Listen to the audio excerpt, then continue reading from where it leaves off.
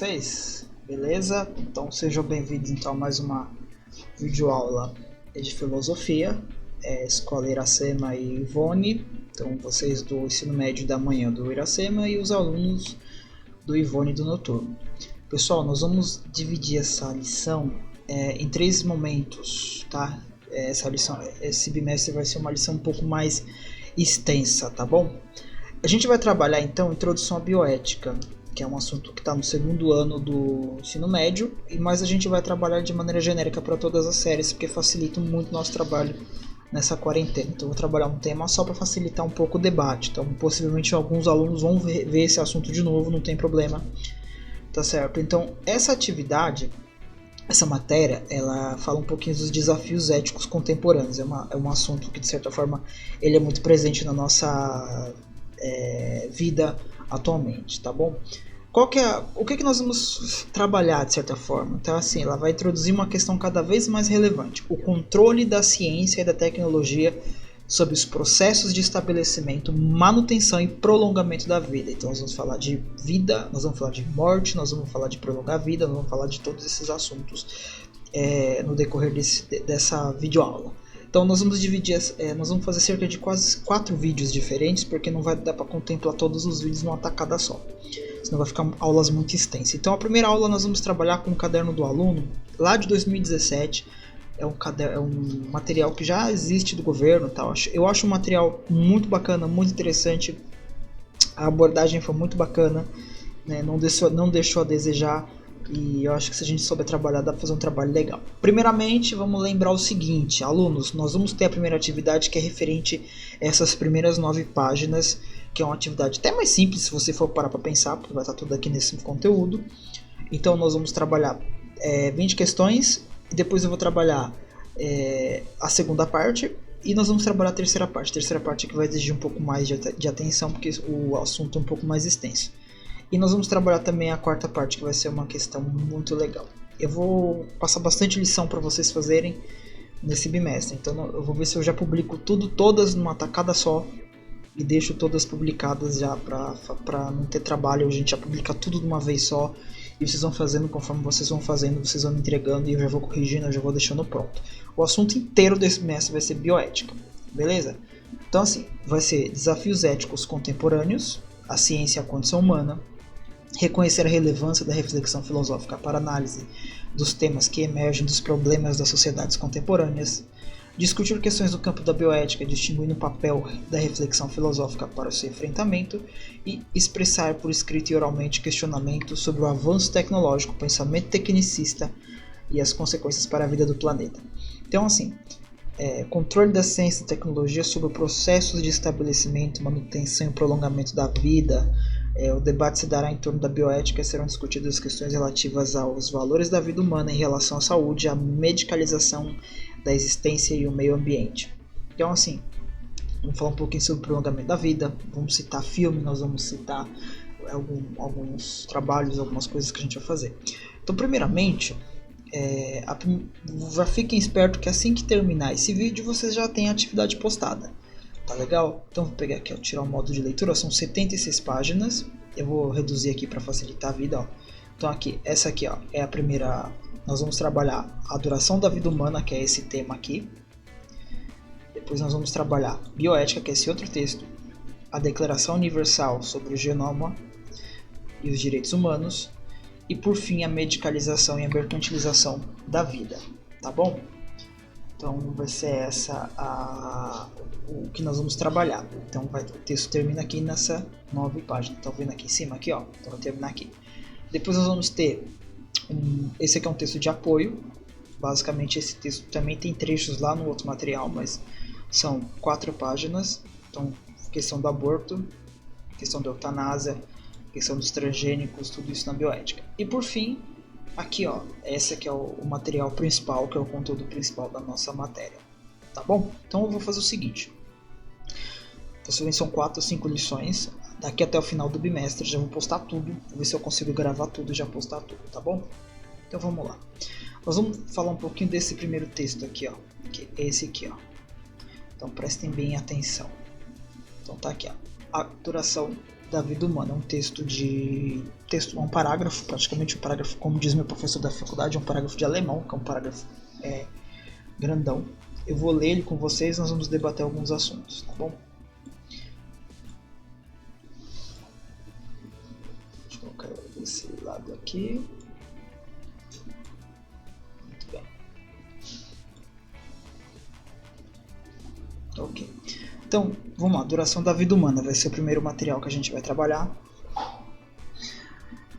Vou ler o texto junto com vocês. Hoje certos progressos na biologia celular nos acenam com a perspectiva de atuar sobre os processos bioquímicos de envelhecimento, ampliando a duração da vida, talvez indefinidamente. Então, a duração da vida humana ele já começa por aqui. A morte não parece mais ser uma necessidade pertinente à natureza do vivente, mas uma falha orgânica evitável. Então, a ideia é que se prolongue a vida e evite a morte.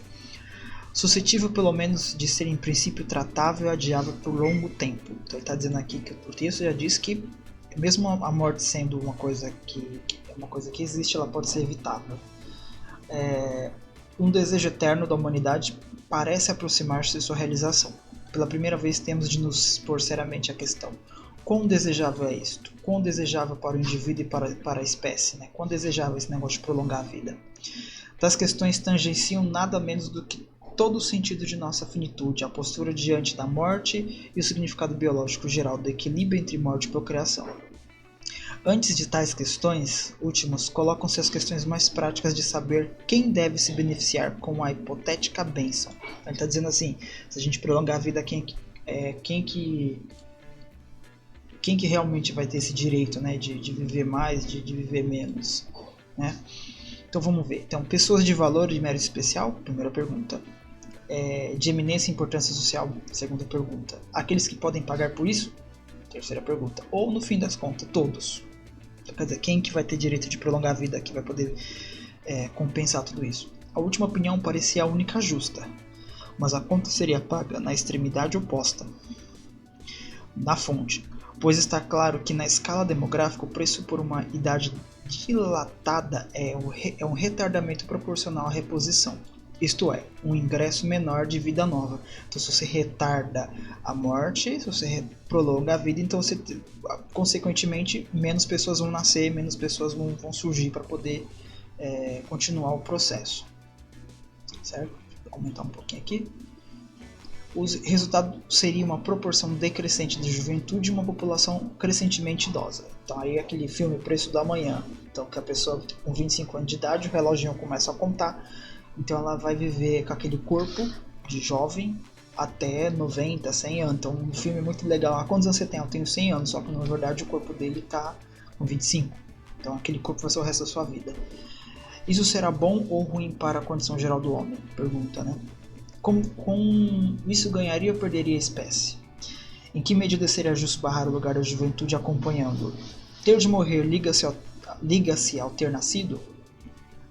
Ter de morrer liga-se ao ter nascido, mortalidade é apenas o outro lado da fonte duradoura da natalidade.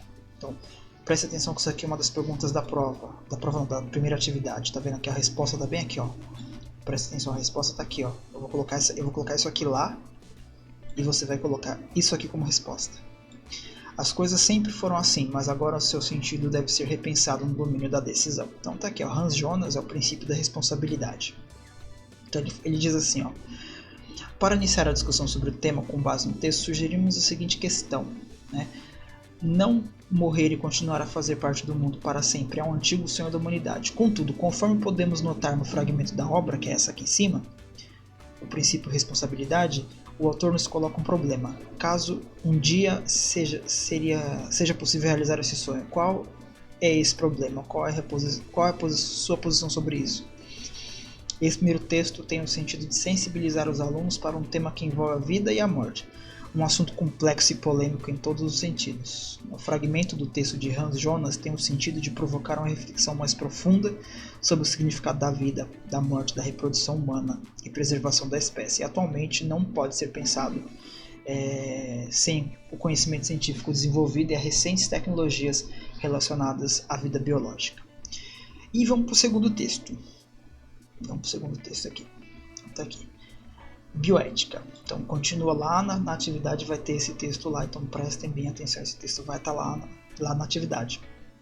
A bioética é um termo usado a partir de 1970 para o estudo de questões de ordem moral suscitadas por pesquisas científicas tecnológicas voltadas para a manutenção e alteração dos ritmos da vida. Presta atenção. Nesse sentido, podemos considerar que a bioética é uma ética aplicada. A bioética é uma ética aplicada, ou seja, ela não é uma coisa teorizada, ela vai avaliar o que está acontecendo ali.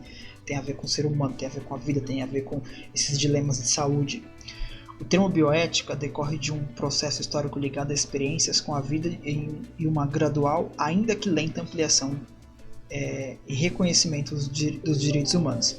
A bioética, como um estudo voltado para questões morais acerca das pesquisas científicas, só faz sentido porque há um consenso geral que as práticas científicas tecnológicas devem ser responsáveis. Então ela está dizendo que ela existe porque as pesquisas existem, os pesquisadores existem e tem que dar conta disso.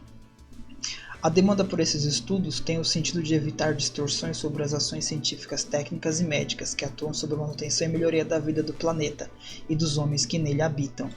Então, quer dizer, você não pode deixar o cientista fazer qualquer coisa. Você simplesmente, vou clonar, vou fazer outra pessoa, vou criar um outro ser que não está de acordo com a sociedade. Essa demanda não é simples e deve atentar para as possíveis implicações no desenvolvimento de pesquisas e práticas que envolvem a vida biológica e moral dos seres humanos. E, nesse sentido, refletir e considerar até que ponto uma pesquisa e suas implicações valem a pena. Então está aqui, essa demanda não é simples e deve atentar para possíveis implicações, ou seja, você tem que o desenvolvimento das pesquisas e práticas tem que tomar cuidado. Vai que você faz uma coisa errada aí, vai que você faz uma pesquisa errada e não dá muito certo, né? Uma série de eventos no âmbito da pesquisa científica levou à formulação de um termo relativo a esse estudo prático sobre moral e reflexões éticas que devem permear as pesquisas científicas e as ações que manipulam a vida. Então, esse fato de você manipular a vida, de você fazer pesquisa, de você criar pesquisa e formulações, criou-se um termo científico. O termo científico é esse aqui, bioética. Vamos lá. Continuando aqui. Destacamos que é a partir do século XX que podemos notar um esforço cada vez mais significativo para o estabelecimento de padrões e normas que respeitam a vida humana e a vida no planeta, pois foi nesse mesmo século que essas questões foram mais fortemente suscitadas. Vou pegar aqui uns exemplos. No ano de 1900 pode ser lembrado como uma primeira tentativa de estabelecer parâmetros de pesquisa científica envolvendo pessoas. Neste ano, o Ministério da Saúde da Prússia tornava público um documento que procurava organizar, estabelecendo padrões para a pesquisa científica que fazia experimentação em humanos. O documento indicava que o sujeito pesquisado deveria ser informado sobre a pesquisa e as possíveis consequências. Vamos lá, agora o problema começa aqui. Contudo, esse documento não foi suficiente para nortear outras relações entre pesquisadores e pesquisados. E em 1930 ocorreu o desastre de Lübeck. Prestem bem atenção. Que levou à morte 75 crianças no total de 100. Essas mortes foram decorrentes de um teste com a vacina BCG, aquela que a gente toma, que a gente tem a marquinha no braço. Segundo consta, os testes foram realizados sem o consentimento dos adultos responsáveis pelas crianças. Também não diz como foi feito, aonde foi feito, porque como que você faz uma pesquisa sem o responsável saber? Também não teria que pesquisar mais. No ano seguinte ao desastre, as autoridades alemãs da época produziram um novo documento regulador de pesquisas. Durante a ascensão do nazismo na Alemanha e dos eventos de terror que marcaram a Segunda Guerra Mundial, outras normas passam a vigorar sobre a manutenção da vida.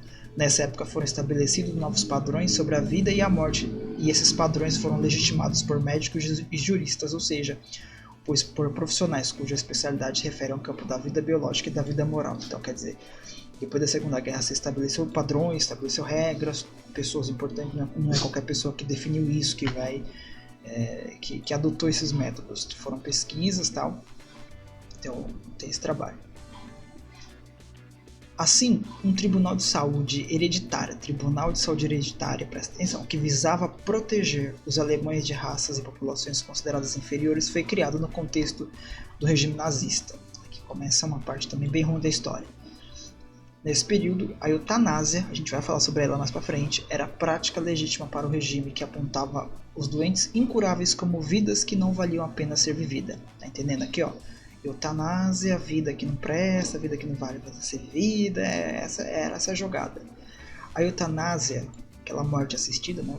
A pessoa morre ou por uma injeção, ou por desligamento de aparelho, por aí vai, decidida por médicos, poderia ser realizada por injeção ou sufocamento em câmara de gás. A gente sabe muito bem que essa parte da câmara de gás existiu lá no nazismo, no Holocausto. Muita gente morreu colocada dentro da câmara de gás, só porque ligava o caminhão lá, dentro soltava aquela fumaça, monóxido de carbono, matava as pessoas lá dentro. Dessa forma, em nome da limpeza hereditária étnica, ou seja, você vai limpar, porque tem muita gente que não serve naquela sociedade, foram utilizados conhecimentos científicos e mecanismos tecnológicos, com a participação de médicos para a realização de torturas e assassinatos. Havia ainda pesquisas relacionadas a medicamentos e métodos em que humanos prisioneiros dos campos de concentração eram usados como cobaias. Situação feia aqui, né? O fim da guerra provocou uma nova etapa para os procedimentos médicos e para a pesquisa científica que demandava até então experimentação em seres humanos. Os eventos e os procedimentos utilizados pelos médicos e cientistas do regime nazista incitaram uma retomada das questões éticas sobre a experimentação em seres humanos. Em 1947, a partir do que foi conhecido como Tribunal de Julgamento dos Médicos Nazistas, foi elaborado o Código de Nuremberg, muito famoso esse código, que define que os experimentos devem buscar resultados vantajosos para a sociedade e que antes dos seres humanos a experimentação deve ser feita primeiro em animais, que também não seria o certo, mas é o que tem para hoje. Que os voluntários têm direito à informação sobre o desenvolvimento da pesquisa, assim como o direito de determinar o fim da sua participação, e que os experimentos devem ser conduzidos de maneira a evitar o sofrimento físico e moral. Além de atentar para a experimentação em seres humanos, a bioética apresenta uma significativa preocupação com aqueles que devem ser beneficiados com o avanço científico e tecnológico. Nesse sentido, destacamos como exemplo, nesse breve histórico, a criação do Comitê de Seleção de Diálise em Seattle, Estados Unidos. O desenvolvimento da técnica de diálise e o consequente aumento de custos levaram à criação do referido comitê, também conhecido como Comitê Divino. Ele detinha o poder de selecionar os que seriam atendidos pelo procedimento e determinava o acesso ao tratamento de uns pacientes em detrimento de outros. Meio complicado isso aqui. E que de forma indireta decidia os que sobreviviam. As dificuldades dos doentes, assim como a existência do tipo de comitê, levou ao debate de ordem técnica moral para o contexto do atendimento médico, que foi um dos eventos fundadores da bioética. Então tá vendo aqui, ó, você escolher quem vai viver, quem vai morrer, você vai desenvolver uma técnica para curar a doença ou para resolver o problema da doença, e isso acaba, na verdade, complicando mais a situação. Tá bom? Vamos lá.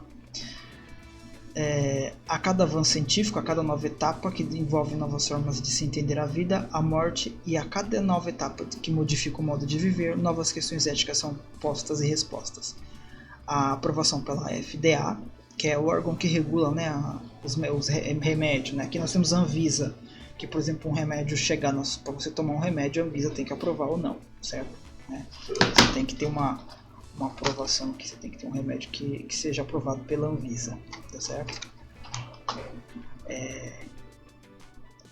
Aqui ele fala assim, promoveu nos Estados Unidos o primeiro contraceptivo oral nos anos de 1960, promoveu uma modificação na vida das mulheres. Então pensa o seguinte, as mulheres começaram a não demorar para ter filho ou para negar a questão da fertilidade e conseguiu viver um pouco melhor, porque mais tempo sem ter filho, ou seja, elas criaram uma certa autonomia. Não podemos negar que, ao inibir a fertilidade, a fecundação e a procriação, a vida das mulheres ganhou uma autonomia desconhecida para as gerações anteriores. Então, antes delas tomarem as pílulas, elas viviam tendo filhos, normal. Hoje no Brasil, se você pegar o pessoal mais antigo, cerca de 13, 14, 15 filhos, né? E não tinha filhos, as pessoas não tinham filho nesse período, tinha muito filho nesse período, e com o contraceptivo você reduz esse processo. Contudo, a pílula não encerrou as questões sobre a fecundação e procriação, pois ainda há o debate sobre a vida, sobre o início da vida, né? Principalmente não encerrou as questões relativas a outras práticas que inibem a procriação do aborto. A fertilização assistida, por outro lado, abriu nova possibilidade para casais com problemas para ter filhos e auxiliou amplo debate sobre campos da atuação humana da determinação da vida. Esse debate é tão recente que pode abrir portas para procedimentos mais inusitados, principalmente após a experiência da clonagem da ovelha Dolly 96. Certo? Então aqui tem um projeto, ele fala um pouco sobre o projeto Genoma Humano, que é um projeto que mudou muita coisa. Se você pegar, por exemplo, agora no começo da pandemia, lá em janeiro, aqui no Brasil, alguns cientistas de algumas universidades, eles sequenciaram o vírus, né? Tudo isso através desse projeto, porque a partir das pesquisas de como você trabalhar, você sabe como você sequenciar o vírus para poder trabalhar ele depois para criar uma vacina, tá bom? Vamos para o próximo item. Então nós temos aqui o próximo item. Aqui fala um pouquinho sobre a Declaração Universal sobre o Genoma Humano e os Direitos Humanos. Então fala aqui a questão da abrangência de como foi esse trabalho, tá certo? Vou pegar aqui uma outra parte. Diante de novas questões éticas levantadas pela velocidade, algumas vezes surpreendente do progresso nesse campo, a abrangência e o alcance do potencial da declaração tornaram-se necessária a Unesco elaborar um sistema voltado para seu acompanhamento e implementação, uma inovação em se tratando de instrumentos não mandatários. Então, assim, ele fala que para você desenvolver todo esse trabalho de genoma humano, trabalhar com essas questões de vida, de morte, então você tem que ter a declaração para ninguém extrapolar, ninguém fazer coisas desnecessárias, ninguém fazer coisas absurdas com o genoma, com DNA, RNA, tudo isso então faz parte da genética. Aqui, de todos os lados afirmou-se o interesse de que o sistema possa se tornar rapidamente operacional, de modo que os princípios contidos no texto possam se transformar em realidade com a velocidade sempre crescente do progresso técnico-científico da biologia e da genética, em que cada avanço quase que infalivelmente traz novas esperanças e melhoria para o bem-estar da humanidade, ao lado de dilemas éticos sem precedentes. Aqui ele está dizendo o seguinte: de repente você tem você vai descobrir uma doença, mas você precisa de repente fazer com um embrião, e você vai ter que matar um embrião que é considerado uma vida. Então você tem que para isso que você tem o direito humano de viver e o direito da pesquisa do genoma humano. Então assim, artigo 10. Nenhuma pesquisa ou suas aplicações relacionadas ao genoma humano, particularmente nos campos da biologia, da genética e da medicina, deve prevalecer sobre respeito ao direito humano, a liberdade fundamental e a dignidade humana dos indivíduos, ou quando for aplicado a grupos humanos. Então, quando você faz uma pesquisa, você tem que pensar nos seres humanos, o que pode dar, o que pode acontecer, o que não pode não acontecer. Artigo 11. Práticas contrárias à dignidade humana, tais como a clonagem de seres humanos, tá vendo? Por isso que existe a declaração, para proteger, para você não ficar fazendo, vou ficar clonando, por exemplo, no filme A Ilha, que eu vou passar o trailer depois, se vocês quiserem assistir, eu sugiro vocês assistirem, você vai clonar para você, por exemplo, é um step. Eu tô com um problema com o rim, eu vou clonar ele, quando ele chegar na idade certa, eu vou lá, tiro o rim, coloco em mim e mato aquele ser. Aquele ser tem vida, aquele ser não tem vida, aquele ser tem alma, aquele ser não tem alma. Tá complicado. Então o artigo é justamente para isso, para proteger de você fazer coisas absurdas. Artigo 12. Os benefícios dos avanços da biologia, na genética e na medicina relacionados ao genoma humano devem ser disponibilizados a todos, com a devida consideração pela dignidade dos direitos humanos de cada indivíduo. Olha, aqui nós entramos naquele debate da vacina. Os benefícios e avanços na biologia, na genética e na medicina relacionados ao genoma humano devem ser disponibilizados a todos. Então, que você descobriu, você descobriu uma cura para uma doença através do genoma humano, então você tem que priorizar que todo mundo tem que ter acesso a esse sistema, tem que ter acesso a esse tratamento que for, né? Então vamos lá. Então, mais ou menos isso. Opa. E aqui nós temos o último texto. Vou pegar aqui para vocês. Medicalização e a mercantilização da vida. Então aqui ele fala um pouco remédios, consultas e tratamentos médicos, plano de saúde, até pesquisa sobre doenças e genética humana transformar a vida em uma espécie de mercadoria ou fonte de consumo. Então, ou seja, ele vai dizer aqui que em vez de você, ele fala aqui, no Brasil, programas e iniciativas do poder público de diferentes níveis têm possibilitado baratear a produção de remédio, ampliar tipos de tratamento disponível para a população.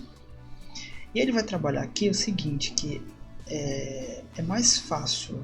É importante notar a medicalização crescente na sociedade, causada pela ideia de que a medicina pode resolver tudo, evidentemente, com a ajuda de produtos farmacêuticos. Segundo essa tendência, para quase tudo se acena um tipo de remédio que cura todo tipo de mal-estar, além daqueles que curam as sequelas de uso de outros. Quer dizer, o remédio que cura, é o remédio que resolve, quer dizer, um remédio resolve o problema do outro.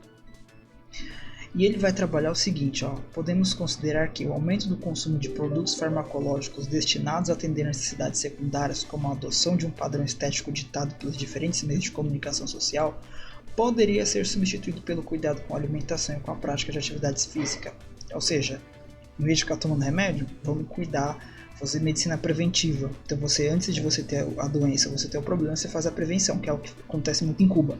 Por que Cuba tem muita gente que não passa mal, que lá, por quê? Porque a medicina dela lá é preventiva. Então, por que você, em vez de você cuidar da alimentação e prática de vida saudável, você começa a investir em remédio? Porque o certo é a gente ter pouquíssimas farmácias. E a propaganda deveria trabalhar mais a questão do alimento saudável. Se a propaganda promete efeitos mais rápidos para emagrecimento, para conquistas da forma considerada socialmente como ideal, isso não significa que a responsabilidade pessoal ou social passa a ser substituída pelo mercado da saúde. Aqui está outra área da atuação biomédica, que se preocupa não apenas com o acesso econômico das pessoas aos produtos farmacêuticos, mas também com a importância mercadológica de produtos em áreas que podem dispensar qualquer forma de medicalização. Então a bioética está trabalhando para quê? Para não ter, para a gente evitar ter mais remédio e ter mais cuidado. Então, quer dizer, você ganha dinheiro às custas das doenças dos outros. De repente você cria a doença para poder vender remédio. Vai saber. Então, quer dizer, a gente percebe que é um mercado gigantesco de farmácia, o capital farmacêutico, ele que dita muitas regras nesse mundo. Então, por exemplo, por que está essa correria para poder descobrir a vacina? Porque é justamente isso. Quem conseguir descobrir a cura é que vai conseguir ganhar muito dinheiro. E outras coisas também, né? Por exemplo, esse aqui é um remédio da diabetes que eu tomo. Tá aqui. É o famoso metformina. Tá. E se tivesse a cura da diabetes? Ninguém ia mais tomar isso aqui. Só que os caras precisam ganhar. Essas empresas aqui, elas precisam ganhar dinheiro. E como é que elas ganham dinheiro? Vendendo seus remédios. Então, ou seja, de repente elas podem até impedir da cura chegar mais rápido, justamente por isso, para não perder o mercado o mercado farmacêutico, o mercado de remédio, que gera muito dinheiro, que gera muita grana. E aí a gente sabe muito bem até que ponto a gente chega. Ou seja, a bioética trabalha justamente todos esses pontos. Trabalha com o genoma, trabalha com a farmácia, trabalha com a medicalização, trabalha com a vida, trabalha com o aspecto físico, com o aspecto moral, com o aspecto do empreendedor, com o aspecto de quem quer vender, com o aspecto da maldade. Tudo que você puder imaginar dentro da questão da saúde, a bioética está presente. E a engenharia genética também sugerem possibilidade de um indivíduo possa vir a superar possíveis doenças. Então a engenharia genética de repente vai poder, você vai mudar um pouco o gene, de repente as próximas crianças vão nascer já com o gene modificado, que não vai ter doença. Que tem uma série no Netflix, Biohacker, muito bacana, quem não assistiu assista, são 6 episódios, ela fala justamente disso. Da engenharia genética, ela quer criar uma criança que não tenha doença, que ela cresça autoimune, ou seja, ela não vai ter doença nenhuma e ela vai morrer e vai viver por longos anos sem ter que tomar um remédio, tá certo? Então esses são os 4 textos que a gente vai trabalhar na primeira atividade. Então dá uma lida de novo, o material vai estar em anexo na atividade, são 76 páginas. Esse é o primeiro vídeo, depois nós vamos fazer mais uns 3, 4 vídeos só sobre esse assunto, tá bom? Então, pessoal, valeu, até mais e a gente se vê na próxima aula.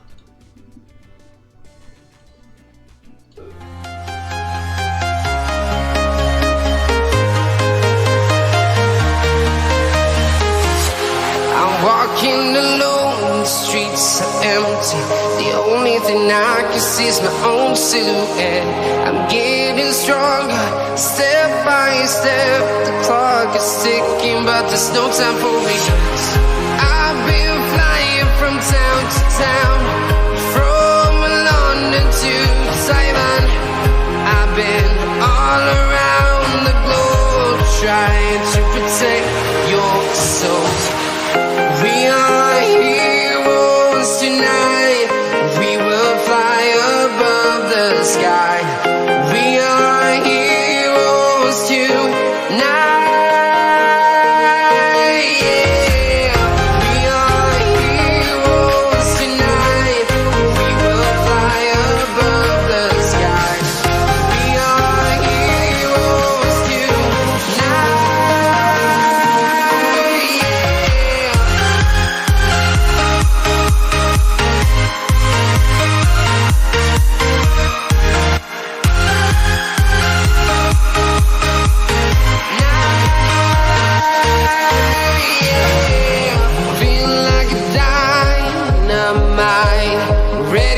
explore right up in the sky.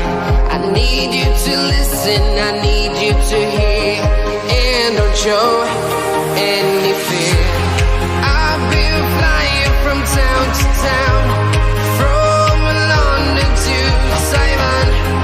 I've been all around the globe trying to protect your soul.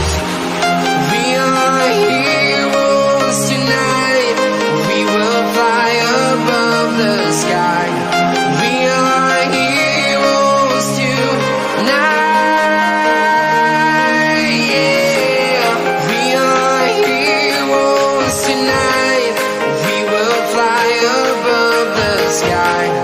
We are heroes tonight, yeah.